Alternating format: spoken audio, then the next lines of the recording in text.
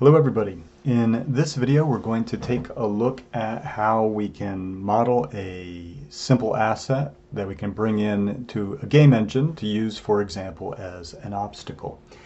And for this example we're going to be making a cactus, something similar to these cacti here, but we'll try to create it perhaps in a more cartoony fashion that will be appropriate for a certain aesthetic that we might be going for in a game. So let's go ahead and begin.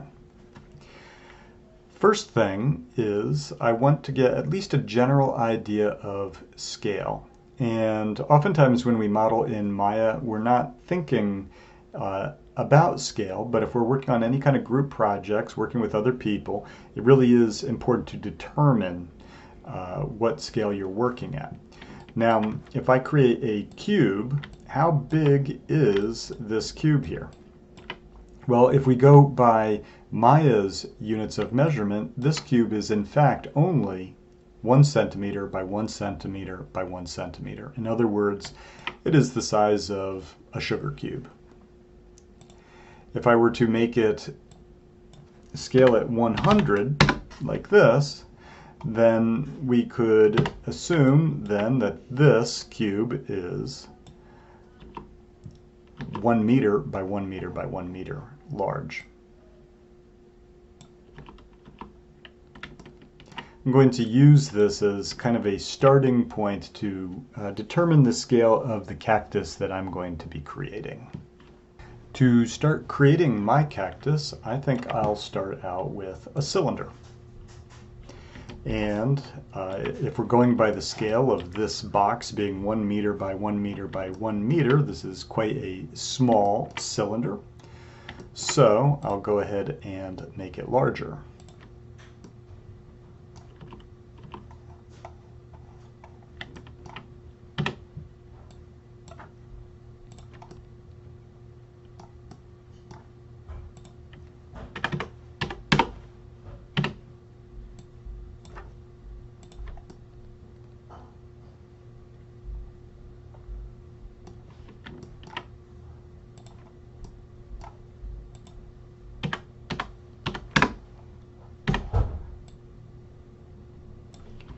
Perhaps something like that.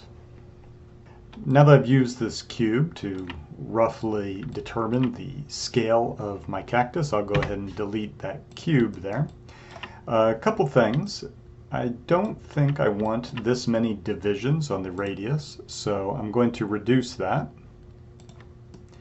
I'm going to reduce it down to 8. Oftentimes, this is a great starting point for modeling because 8 sides gives you enough roundness oftentimes for whatever you're trying to model, but also I like the fact that it can easily be divided along this axis or this axis as well.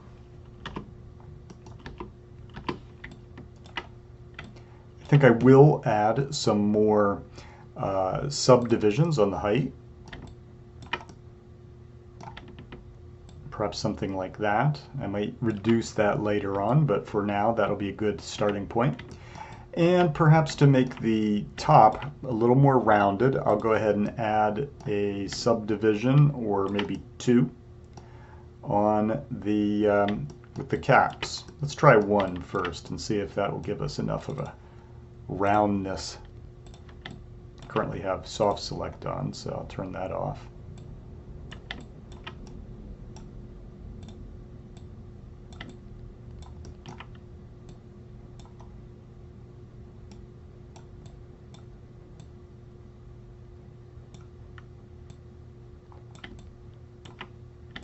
I think I'll add 1 more edge loop in here, or I could just take this edge loop here, maybe scale it in a little.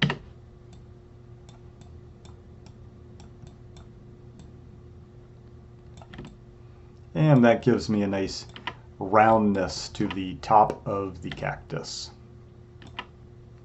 Now, the next thing I'm going to do is not absolutely necessary, but I think I'll do it anyway. I'm going to select these 4 edges. these four edges here.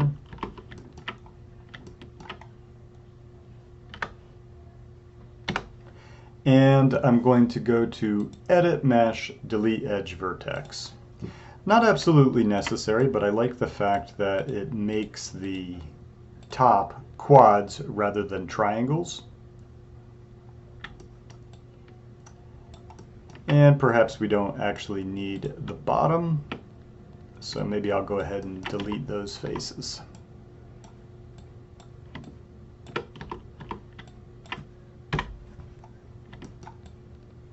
So now that we have the base for our cactus, we can start bringing out some arms.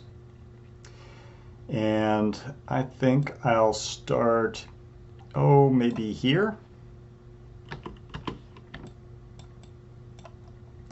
And what I'm going to do is an extrude, which I'm going to slightly scale in.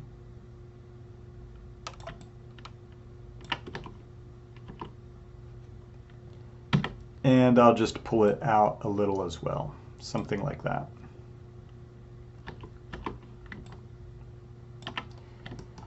Now that I've done that, because I'm going to want these arms coming off of the cactus to be a little more rounded, I'm going to scale these in a little bit, the ones at the corner like that. This is another reason why I like the number 8. You can see that because I extruded 4 quads, I in fact have another 8-sided form here. I'll now select those faces and we'll extrude them out. Perhaps something like that. And while I'm at it, I'll go ahead and add some more divisions.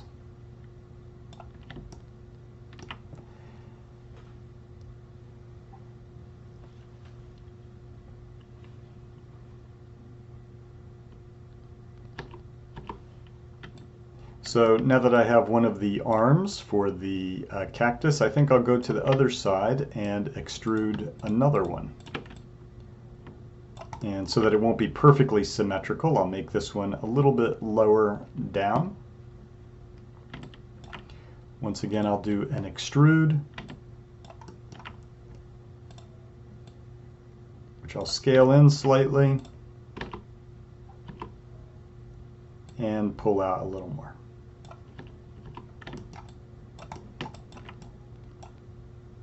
I'll round it.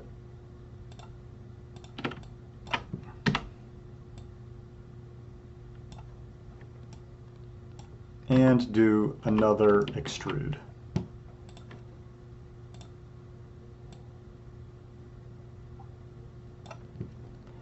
And like the other example, we'll go ahead and add some more divisions to it.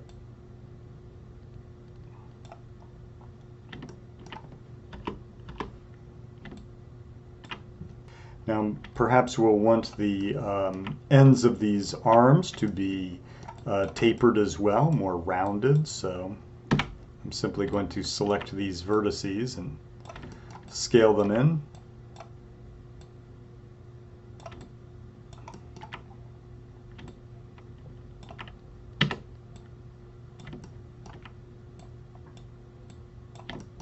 And if we want to round it out a little more, we could add another edge loop in here.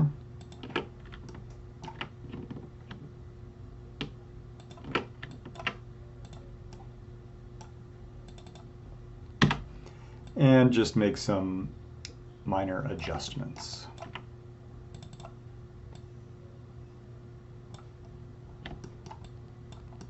Now, I'm not really done with the modeling of it. However, I think I'm going to go ahead and tackle its UVs now.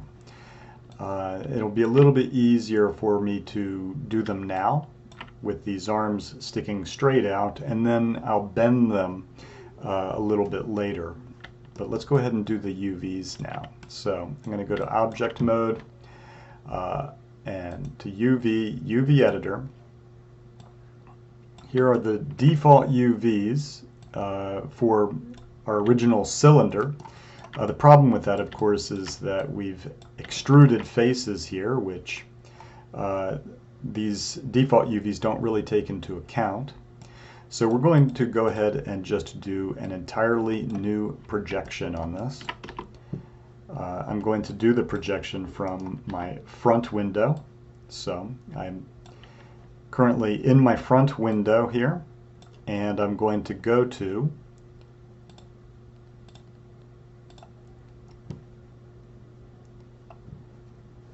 Create, and I'm going to do camera based, which is why I've selected my front camera here. So we'll go ahead and do that.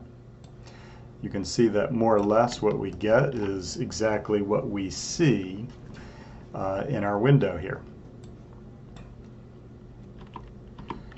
The next thing I'm going to do is, I think I'll select this edge and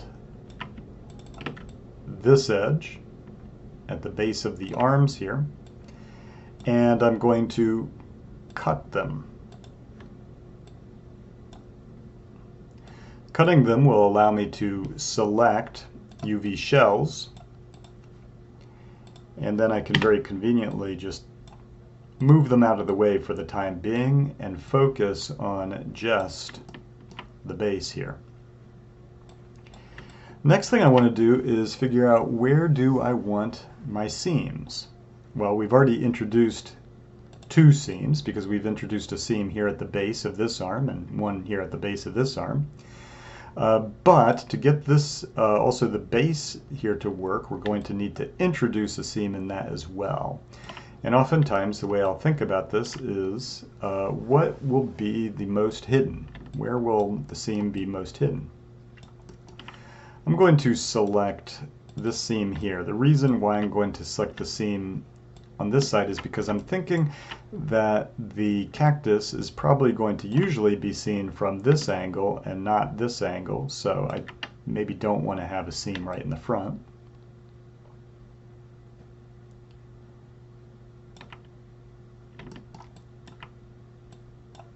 And because I can pretty much unwrap this or unfold it, I'm going to deselect these edges on the side here, on this one side.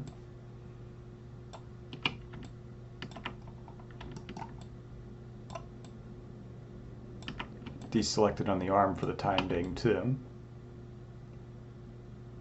And that would be a good starting point. Let's go ahead and try cutting that.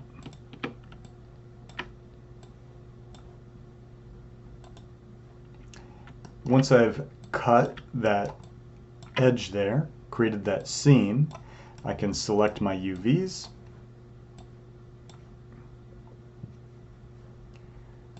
go to Unfold, and unfold it.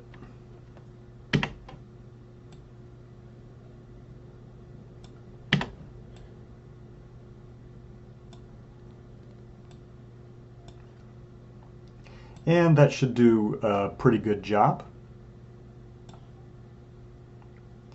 Let's go ahead and do the same to the arms here. And for the arms, I'm thinking that a seam, perhaps down the bottom,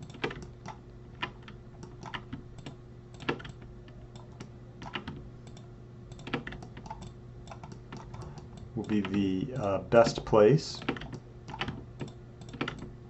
So I'll select those edges, cut them as well, and unfold them.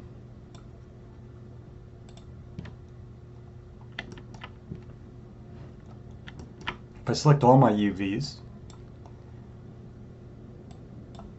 and come over here to Arrange Layout in my UV toolkit here, we can click on Layout. That'll just very quickly arrange them. And then I can just manually place them in here how I want them.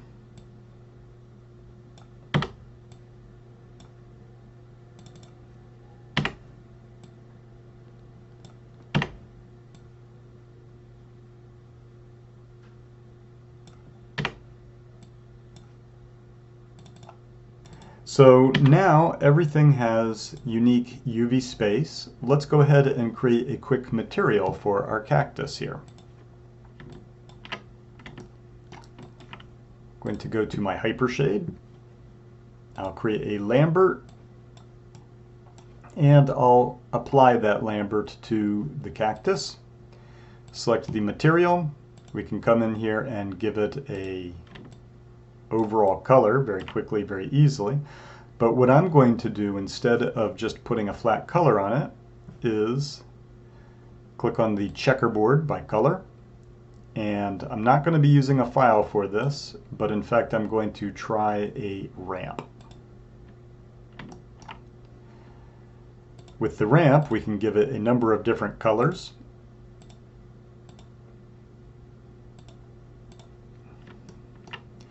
But to see it, we need to press 6 on our keyboard. Even though I'm going for something cartoony, it's still worthwhile to look at actual reference of cacti. And one thing I notice is that it's very striated. It has these lines going down the length of it. So I'm going to create something like that with my material or my texture. One thing that I can do is create some lines on my gradient. Currently the interpolation is set to linear. I'm going to put it on none for the time being to make this a little easier to see.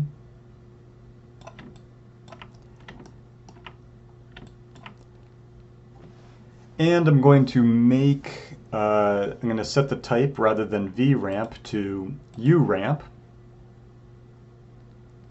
Let's just see if we can figure out the orientation of this.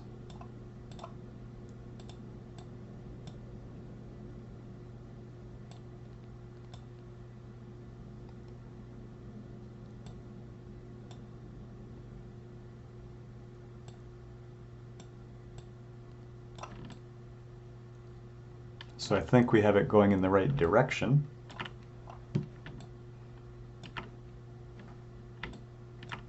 One thing I'll do is go to the Place 2D texture node and make it repeat.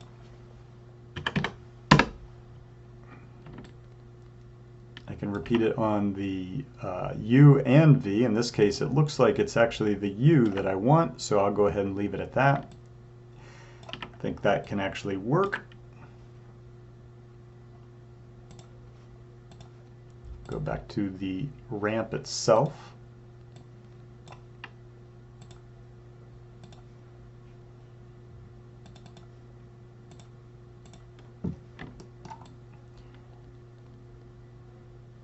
And perhaps start adjusting those colors a little bit. In fact, I don't need to have this many colors.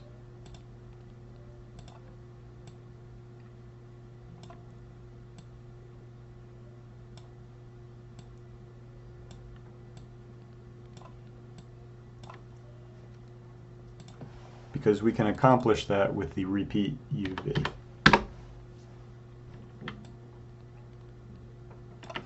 Now that we have it, the material applied, let's go ahead and give it some more appropriate colors. I'll return to the ramp here, and we'll just change this to some greens instead.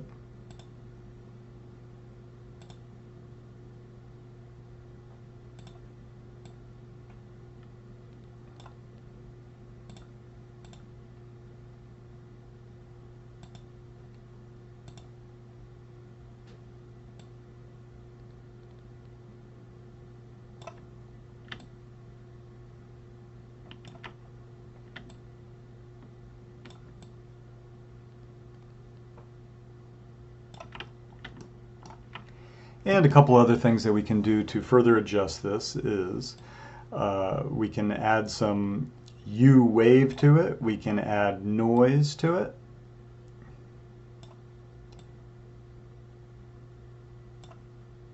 As well as the noise frequency.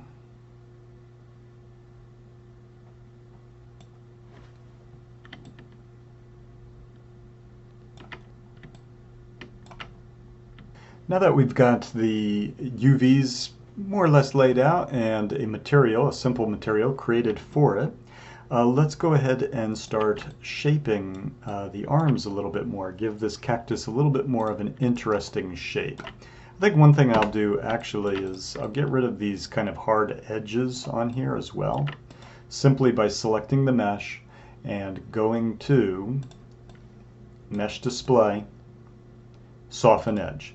It in fact doesn't change the geometry at all. All it does is changes the way that these edges render. Now, there are, of course, a lot of different techniques that we could use to start shaping these arms a little more. One way is I could select these vertices here and go to my modeling toolkit and perhaps turn on soft select. Holding down the B key will adjust the size, or the fall off rather, of the soft select tool, and we can simply start shaping this cactus this way.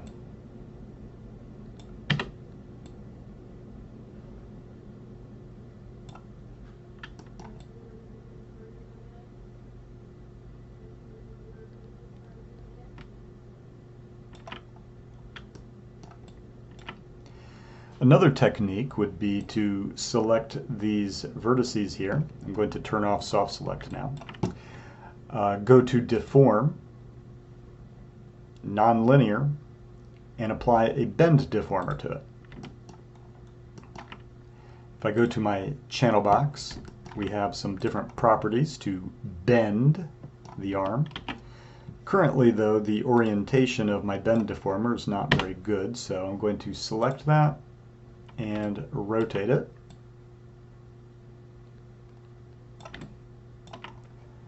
Now, if I bend it, I get something more like this. However, what I can do is I can play with the low bound and the high bound. And I can also adjust the placement of the curved deformer.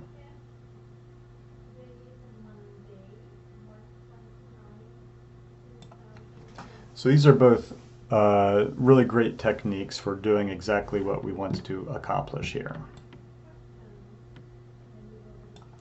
One thing that's important though, if you use the bend deformer, notice that if I move this off of it, the bend deformer is still affecting it. When you're done using your deformer, go to Edit, Delete by Type, History. Now, this cactus is intended to be cartoony, so I think that we could actually give it some more cartoony proportions. And that's what I'm going to be doing now. And I think I'll do that primarily through my soft select.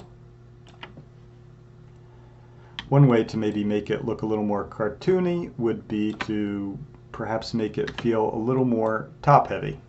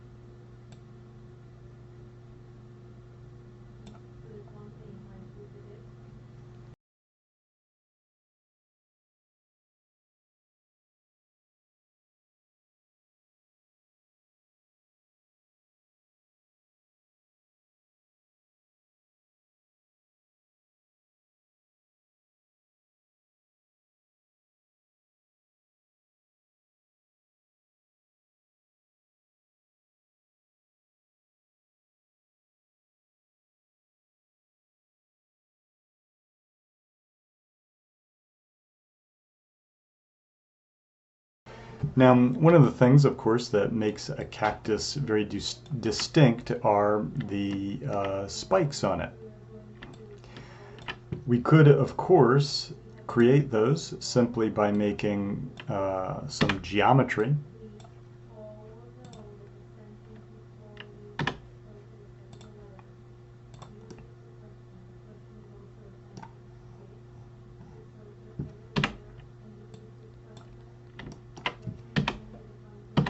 And conveniently placing it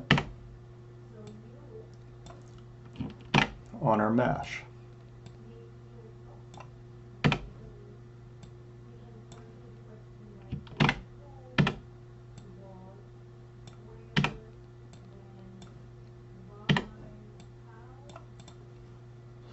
But let's take a look at another technique that we can use to create the spines on our cactus. So what I'm going to do is create a paint effect brush that I can use to create the spines on our cactus. First thing I'm going to do is select the cactus. While I'm at it, why don't we go ahead and rename this to cactus. I'm going to go to Generate, and I'm going to make the cactus paintable.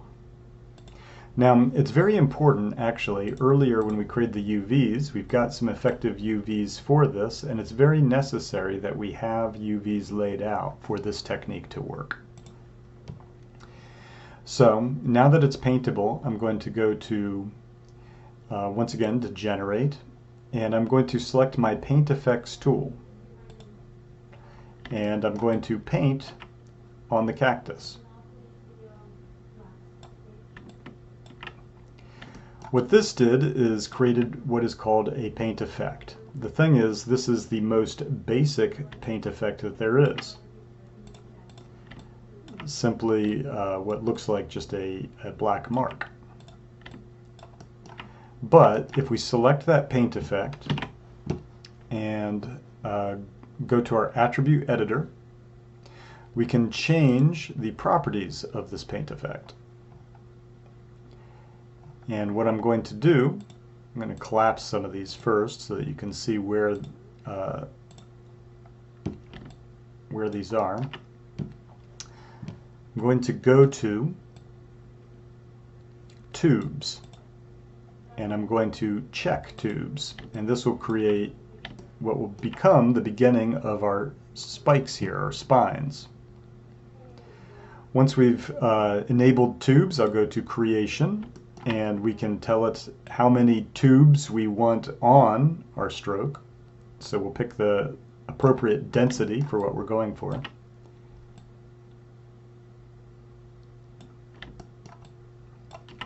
And we can start playing around with some of its properties, such as how their length, they're both length min and max.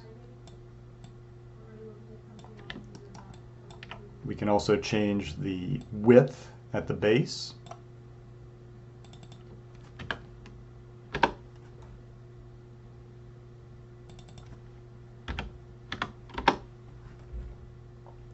As well as their width at the ends. We'll keep it pretty sharp.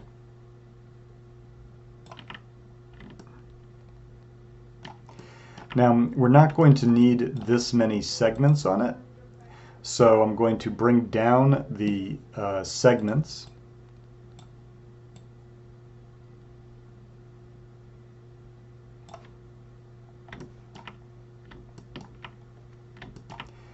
May make some more adjustments as far as the tubes per step here.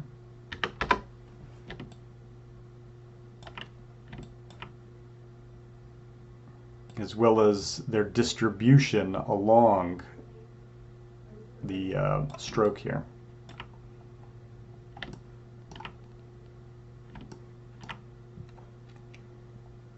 If we move down to this width scale, we can adjust how the spikes lay on the surface. Actually, I'm going to also check surface snap on here.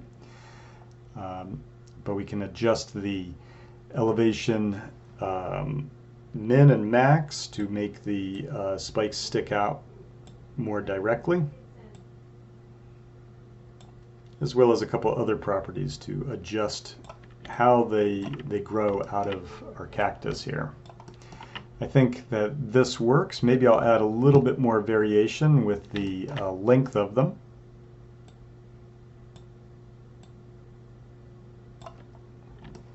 But for a starting point, I think that that shall suffice. That should work quite well. So now that we've defined our spines for our cactus, what I can do is go to Generate, and we'll get settings from selected stroke. Now, when I continue using my paint effect, it'll use that setting to create additional spines for our cactus here.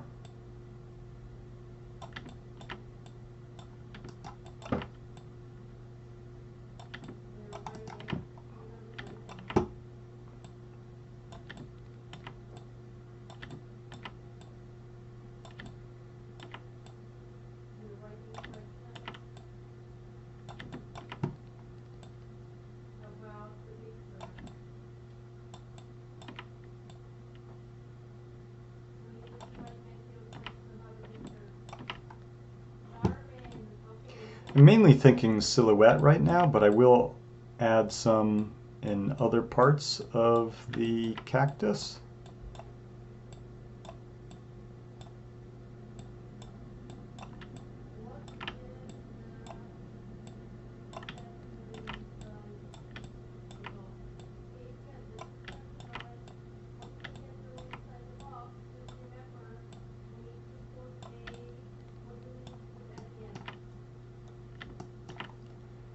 And I think that looks good. So now that we've got our spines, the important thing to understand about this is that these are actually not polygon objects. Currently they are paint effects. But if later on we wanted to bring it into a game engine, we're going to need to convert these into polygon objects, which is very easy to do.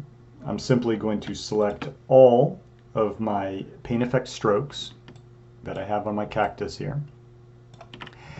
And I'm going to go to Modify, Convert, Paint Effects to Polygons.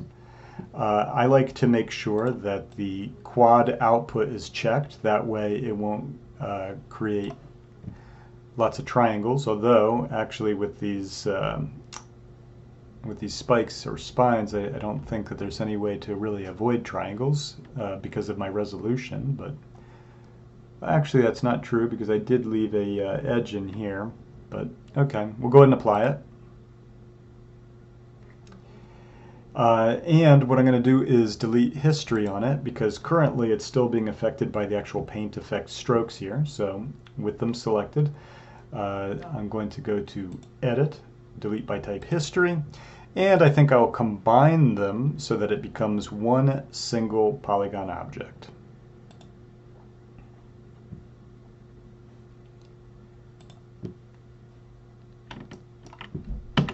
Here's what the polygon object looks like.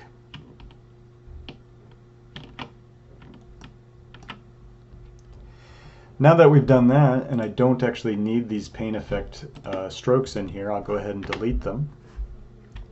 And then one thing you will notice is if we go to our hypershade, we've got a lot of materials that have been created. We do not need these materials, so I'm going to go to Edit, Delete Unused Nodes, and it'll eliminate all those unnecessary materials that we're just not currently using.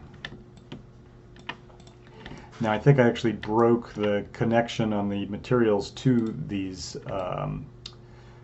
spines here, so I'm going to go ahead and just for the time being apply my cactus material to them.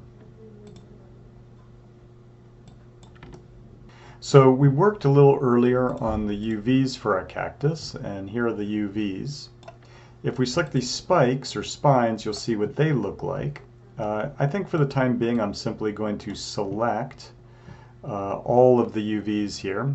Currently I do have soft select on, so let me just turn that off.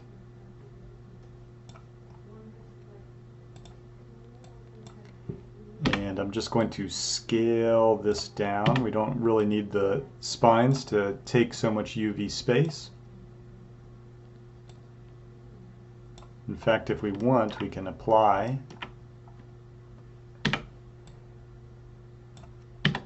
any of these colors. If we want the spines to be dark or lighter, we can simply drag them onto the part of the texture that we want.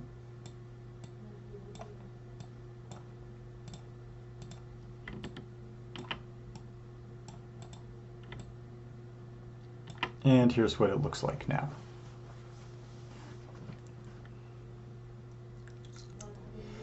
Now, let's take a look. I'm going to select everything and open up my UV editor again. And here's what it looks like. The thing I'd like you to keep in mind is that currently this is not a texture image, but rather a ramp. And we're not going to be able to bring the ramp into something like a game engine or some other software. We're going to need to convert this into an image texture, which then we'll be able to use in different software such as the Unity game engine if we're bringing this in as a game asset. So let's take a look at how we can do that. And in fact, maybe I'll go ahead and take those UVs for the spines, and we'll go ahead and scale them up because I think we're going to do something a little bit different with that. I'm going to leave it in this upper left corner here. And what I'm going to do is I'm going to go ahead and combine these two meshes now, so it's a single mesh.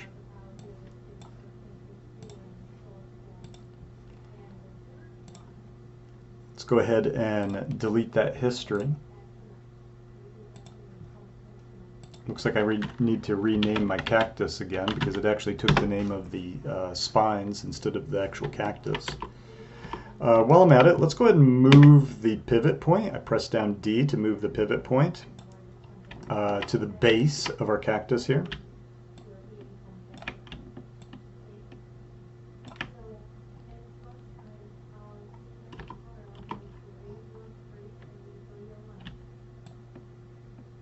I'm holding down X in case you're wondering, which allows me to conveniently snap to grid. Once I've got the base set, I think I'll actually select all the vertices and just lower them a little bit, just to get a little bit of the geometry under that 0 on the Y. That should be good.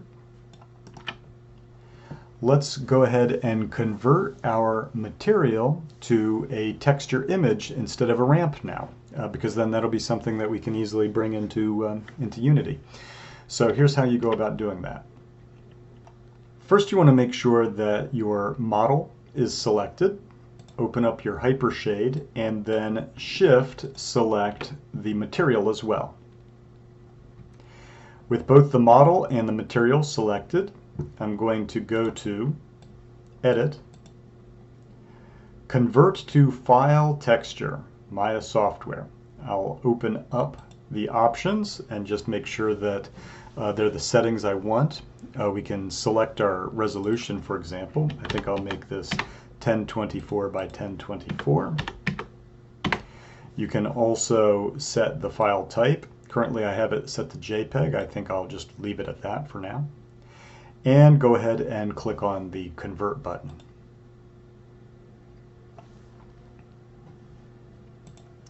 So what you'll notice is that it's just created a new material found here. And if we select that material, you'll notice under the color channel that we actually have an image applied to it, a JPEG image. And if we want to view that image, this is what the texture actually looks like now. It's just an image.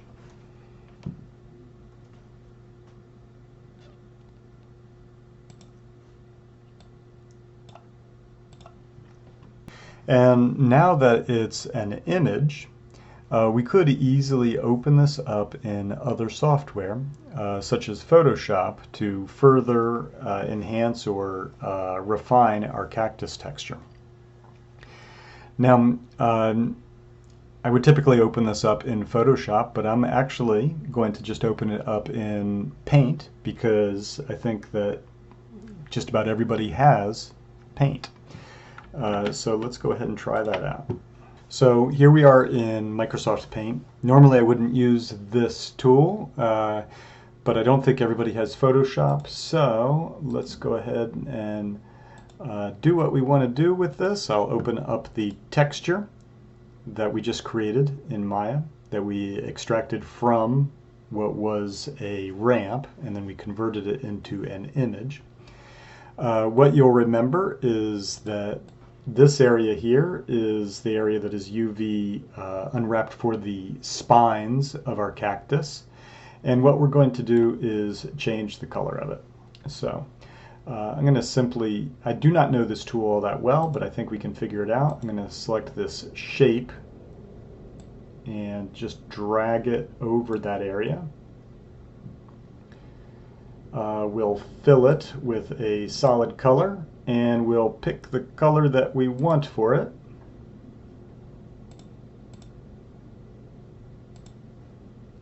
Maybe saturate it a little more.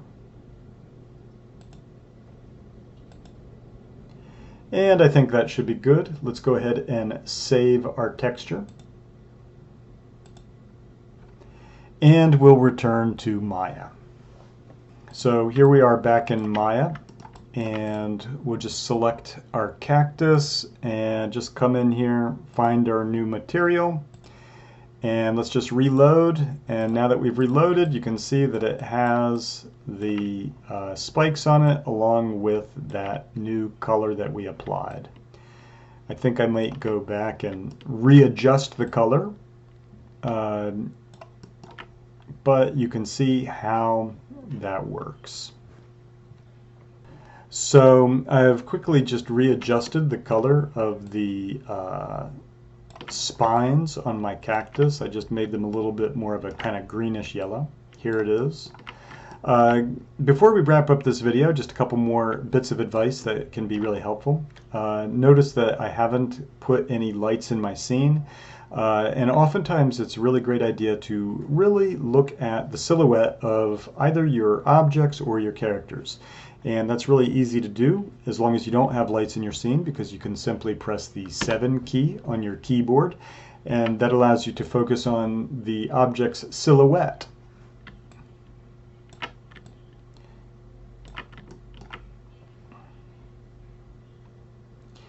It does this because 7 is lighted mode, but we don't have any lights. Of course, if we wanted to put a light in our scene, we can. We can go to Create, Lights. I'll put a spotlight in here. Look through my spotlight, adjust it, type 7 for looking at lights. Actually, that's kind of nice with that rim lighting that's happening right there. I kind of like that actually. But I'm going to rotate around this way.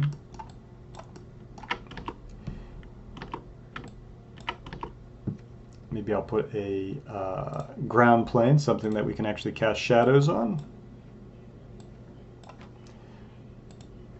Turn on shadows.